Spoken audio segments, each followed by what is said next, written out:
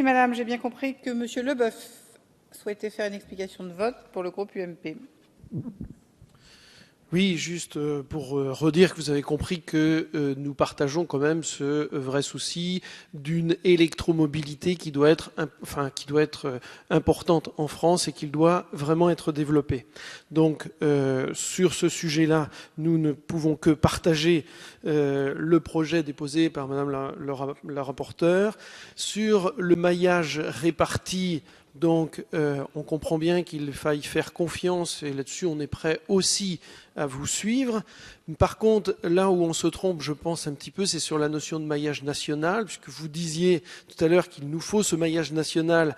Certes, il nous faut une organisation au niveau national, mais je ne pense pas que le maillage national ait pour objectif que, pour l'instant, nos véhicules se déplacent sur l'ensemble du territoire national. Je crois que le vrai sujet, pour l'instant, pour ceux qui seraient amenés à acheter un véhicule électrique, c'est de pouvoir l'utiliser dans leur territoire, autour de leur domicile, et donc autour de leur prise, effectivement, locale. Donc, c'est pour ça que le véhicule électrique, aujourd'hui, est idéal pour ce déplacement travail-domicile ou domicile-travail.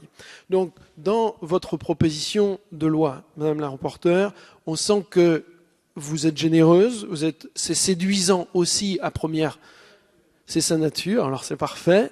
Donc l'idée effectivement est noble au départ, et c'est pour ça que nous sommes prêts à la partager, et c'est pour ça que nous ne nous opposerons pas.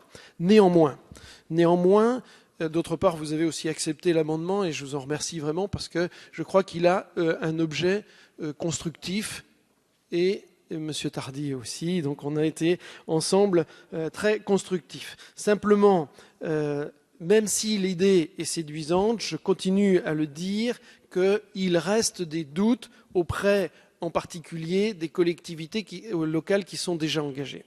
Je souhaite le redire ici, insister, quand vous dites que les opérateurs, Monsieur le ministre, vous dites que les opérateurs, on peut leur faire confiance, et j'ai envie de partager cette idée-là.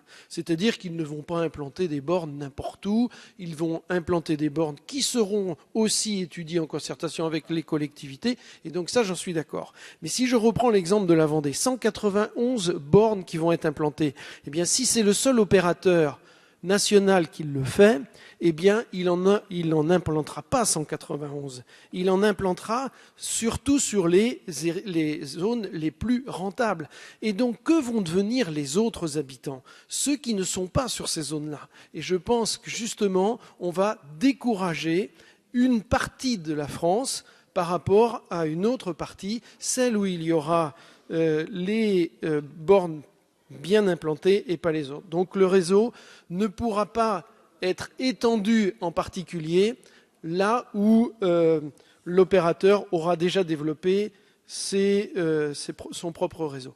Donc c'est pour cette raison que nous sommes prêts encore une fois à vous faire confiance. Cette confiance néanmoins, vous voyez bien qu'elle a des limites parce que l'opérateur, encore une fois, l'opérateur Monsieur Leboeuf. développera sur la seule base de la rentabilité. Merci beaucoup pour ces explications.